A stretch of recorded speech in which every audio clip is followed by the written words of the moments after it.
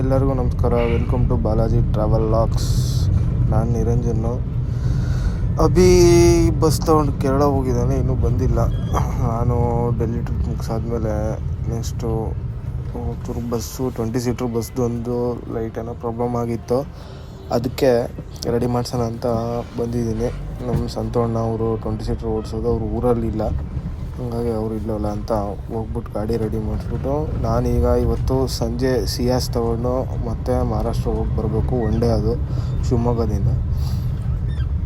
ಬನ್ನಿ ಗಾಡಿ ತೊಗೊಂಡು ಫಸ್ಟು ಗ್ಯಾರೇಜಲ್ಲಿ ಕೆಲಸ ಮಾಡಿಸ್ಬಿಟ್ಟು ನೆಕ್ಸ್ಟು ಸಿಯಾಸ್ ತೊಗೊಂಡು ಮಹಾರಾಷ್ಟ್ರ ಹೋಗೋಣ.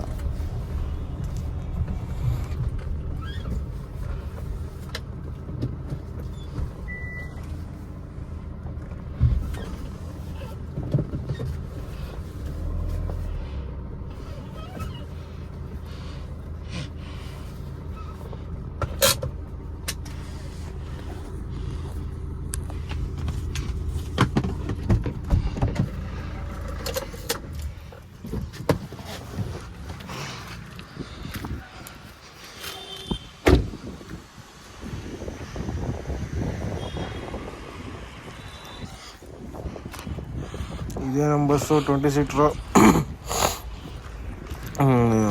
ಇದು ನಮ್ಮ ಕಂಪ್ನಿದೆ ಗಾಡಿ. ಸೈಟಲ್ಲೆಲ್ಲ ಫುಲ್ ಉಗ್ದಾಕ್ಬಿಟ್ಟಾರೆ ನಮ್ಮ ಸಂತೋಣ, ಗಲೀಜು ಮಾಡಿಬಿಟ್ಟೈತೆ. ವಾಶ್ ಮಾಡಿಸ್ಕೊಂಡು ಬಂದು ನಿಲ್ಲಿಸ್ಬಿಟ್ಟು ಹೋಗ್ಬೇಕಿದೆ ನನಗೆ. ಅಲ್ಲಿ ಮುಂದ್ಗಡೆ ಒಂದು ಸಲ ನೋಡಿ ಹೇಗಿದೆ ಬಸ್ಸು ಅಂತ.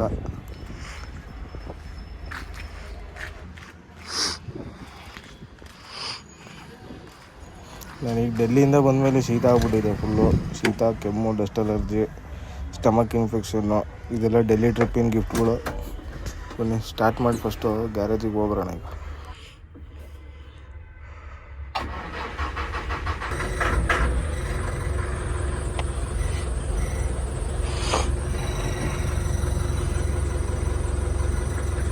ಇವಾಗ ಬಂದೆ ಗ್ಯಾರೇಜಿಗೆ. ಇದೆ ನಮ್ಮ ಶಿವಮೊಗ್ಗದ ಎಲೆಕ್ಟ್ರಿಷಿಯನ್ನು, ಅವರು ಗ್ಯಾರೇಜು ಪಯಣ ಅಂತ. ಶಿವಮೊಗ್ಗವ್ರು ಆಲ್ಮೋಸ್ಟ್ ಎಲ್ಲರಿಗೂ ಗಾಡಿ ಇಟ್ಟವ್ರಿಗೆ ಗೊತ್ತಿರತ್ತೆ. ಗೊತ್ತಿಲ್ಲ ಅಂದರೆ ಕಾಮತ್ ಬಂಕ್ ಇದೆ ಅಲ್ಲ NT ರೋಡಲ್ಲಿ, ಅದ್ರ ಪಕ್ಕದಲ್ಲಿರೋದು ಗ್ಯಾರೇಜು. ನಮಗಂತೂ ಸೆಟ್ ಆಗಿರೋ ಮೆಕ್ಯಾನಿಕ್ ಇವರೇ. ನಮ್ದು ಎಲ್ಲ ಗಾಡಿನೂ ಇಲ್ಲೇ ಕೆಲಸ ಮಾಡಿಸೋದು. ಕೆಲಸ ಮಾಡಿಸೋ ಟೈಮಲ್ಲಿ ಫೋನ್ ಹಿಡ್ಕೊಂಡ್ರೆ ಬೈತಾರೆ. ಈಗ ಕೆಲಸ ಮಾಡಿಸ್ಬಿಟ್ಟು ಆಮೇಲೆ ನಿಮಗೆ ಸಿಗ್ತೀವಿ. ಕೆಲಸ ಎಲ್ಲ ಮುಗೀತು, ಈಗ ಹೊರಟಿದ್ದೀನಿ. ಗಾಡಿನ ಮತ್ತೆ ಇದ್ದಿದ್ದ ಜಾಗದಲ್ಲಿ ಬಿಟ್ಬಿಟ್ಟು ಕಾರ್ ಎತ್ಕೊಂಡು ಮನೆಗೆ ಹೋಗಿ ಮತ್ತೆ ಬೆಳಗ್ಗೆ 5 ಗಂಟೆಗೆ ಮಹಾರಾಷ್ಟ್ರ ಹೋಗಬೇಕು ಸಿಯಾಸ್ ತೊಗೊಂಡು. ಈ ಗಾಡಿ ಬಿಟ್ಟು ಸಿಯಾಸ್ ತೊಗೊಂಡು ಮನೆಗೆ ಹೋಗ್ತೀನಿ. ಹೋಗಿ ರೆಸ್ಟ್ ಮಾಡಿ ಬೆಳಗ್ಗೆ ಟೈಮಿಗೆ ಕರೆಕ್ಟಾಗಿ ಪಿಕಪ್ ಮಾಡಬೇಕು. ಅಂದ್ಕೊಂಡಂಗೆ ಬೆಳಗ್ಗೆ ಅರ್ಧ ಗಂಟೆ ಲೇಟಾಗಿ ಪಿಕಪ್ ಆಯಿತು. ಕಸ್ಟಮರ್ ಏನೂ ಹೊಂದಿಲ್ಲ, ತೊಂದರೆ ಇಲ್ಲ. ಬಟ್ ಬೆಳಗ್ಗೆ ಫುಲ್ ಫಾಗಿದೆ. ಈ ಕಸ್ಟಮರ್ ಪಿಕಪ್ ಮಾಡಿಕೊಂಡು ಡೀಸೆಲ್ ಹಾಕ್ಸೋಕೆ ಬಂದಿದ್ದೀನಿ ಹೊನ್ನಾಳಿ ರೋಡಲ್ಲಿ. ಇನ್ನು ಶಿವಮೊಗ್ಗದಿಂದ ಒಂದು 5-6 ಕಿಲೋಮೀಟ್ರ್ ಮುಂದೆ ಬಂದಿದ್ದೀನಿ ಅಷ್ಟೇ. ಇಲ್ಲಿಂದ ಫುಲ್ ಟ್ಯಾಂಕ್ ಮಾಡಿಸ್ಕೊಂಡು ಹೋಗಿ ಮತ್ತೆ ಸಂಜೆ ಒಳಗೆ ಬರಬೇಕು. ಕೊಲ್ಲಾಪುರ ಒಂದೇ, ಕೊಲ್ಲಾಪುರ ದೇವಸ್ಥಾನಕ್ಕೆ ಹೋಗಿ ಬರೋದಷ್ಟೇ. ಹೋಗಿ ಬರ್ಬೋದು, ತೊಂದರೆ ಇಲ್ಲ ಹೈವೇಲಿ. ಬಟ್ ನನಗೆ 2-3 ದಿವಸದಿಂದ ನಿದ್ದೆ ನೆಟ್ಟಗೆ ಆಗಿದ್ದಿಲ್ಲ, ಹಂಗಾಗಿ ಸ್ವಲ್ಪ ನಿಧಾನಕ್ಕೆ ಹೋಗಿ ಆರಾಮಾಗಿ ಬರಬೇಕು. ಫಾಗ್ ಎಷ್ಟಿದೆ ಅಂದರೆ ಸಿಕ್ಕಾಪಟ್ಟೆ ಫಾಗಿದೆ.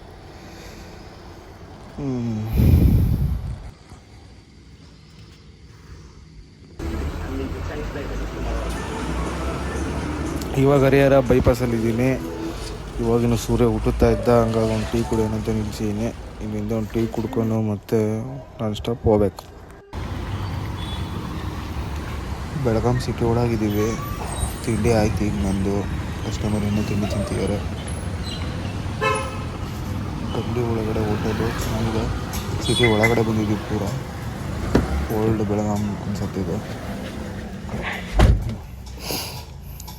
ಈಗ ಕೊಲ್ಲಾಪುರಕ್ಕೆ ಹೋಗಬೇಕು. ಕೊಲ್ಲಾಪುರಕ್ಕೆ ಹೋಗಿ ಸ್ವಲ್ಪ ಹೊತ್ತು ನಿದ್ದೆ ಮಾಡಿ ಅಷ್ಟೊತ್ತಿಗೆ ಬಂದುಬಿಡ್ತಾರೆ. ಮತ್ತು ರಿಟರ್ನ್ ಹೊಂದ್ಕೊಂಡು ಬರೋದಷ್ಟೇ.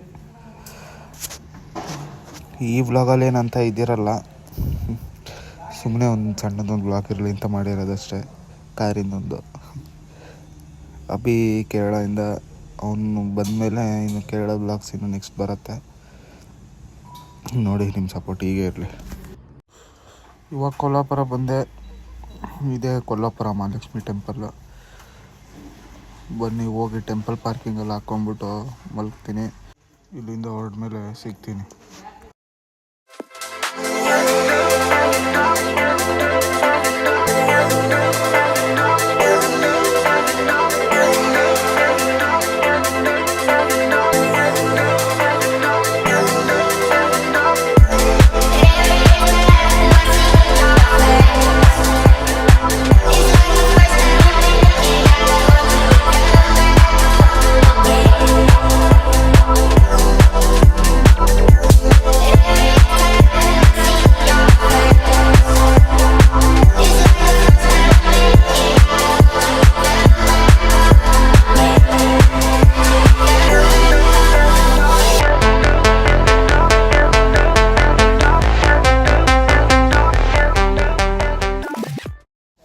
ಟೈಮ್ ಬಂದು ಸಂಜೆ 4 ಗಂಟೆ. ಇವಾಗ ಬಂದರು ಎಲ್ಲ ದರ್ಶನ ಮಾಡಿಕೊಂಡು ಈಗ ಹೊರಟಿದ್ದೀನಿ. ಇದೇ ಪಾರ್ಕಿಂಗು, ಕೊಲ್ಲಾಪುರ ಮಹಾಲಕ್ಷ್ಮಿ ಟೆಂಪಲ್ ಹತ್ರದ ಪಾರ್ಕಿಂಗ್ ಇದು. ಕಾರ್ ಅಷ್ಟೇ ಬರೋದು ಇಲ್ಲಿ, ಟಿ ಟಿ ಎಲ್ಲ ಬರೋಲ್ಲ. ಟಿ ಟಿ ಎಲ್ಲ ತೊಗೊಂಬಂದರೆ ಹೊರಗಡೆ ನಿಲ್ಸ್ಕೊಬೇಕು. ಕಾರ್ ಆಗಿರೋದಕ್ಕೆ ಪೂರ ಒಳಗಡೆ ಬಂದಿದ್ದೀನಿ. ಇಲ್ಲಿಂದ ಈಗ ಮತ್ತೆ ನಾನು ಸ್ಟಾಪ್ ಶಿವಮೊಗ್ಗ ಹೋಗ್ಬೇಕು. ಹೋಗ್ತೀನಿ 4 ಗಂಟೆ, ಒಂದು 10:30 11 ಗಂಟೆ ಒಳಗೆ ಶಿವಮೊಗ್ಗ ರೀಚ್ ಆಗ್ಬಿಡ್ತೀವಿ. ಬನ್ನಿ ಹಂಗೆ ಜರ್ನಿನ ಕಂಟಿನ್ಯೂ ಮಾಡೋಣ.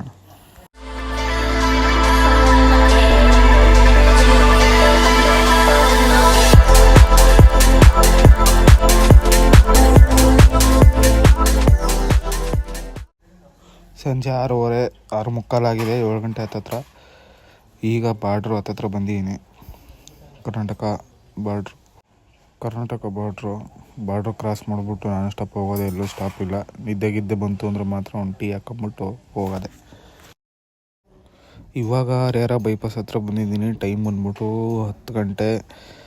ಊಟ ಎಲ್ಲ ಮುಗೀತು ಹಿಂದೆನೇ.